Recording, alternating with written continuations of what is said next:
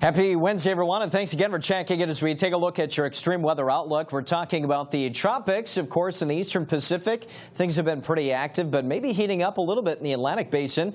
Some spotty severe weather concerns developing across parts of the nation and some record warmth. But here's a look at Hurricane Frank, of course, another hurricane in the East Pacific.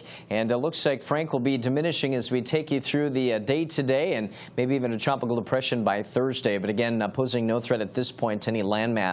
All right, as we take a look in the Atlantic Basin, things are pretty quiet, but take a look at that cluster of clouds just off the western tip of Africa.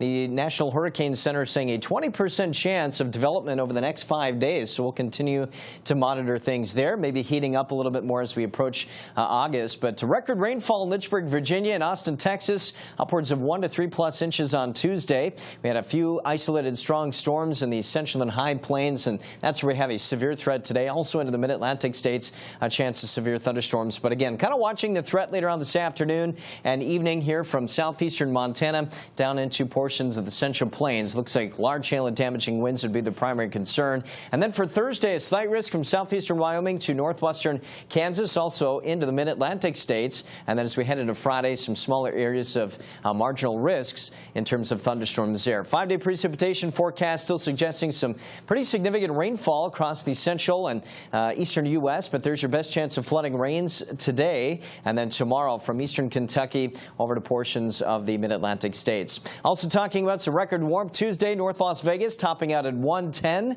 and Idaho Falls, Idaho at 96. There's that ridge of high pressure developing and allowing this heat to set up. Wednesday, Ely, Nevada, Sacramento, California, potential records, and then Las Vegas on Thursday up to near 115, and even on Friday, Winslow, Arizona, maybe seeing a record high of 105.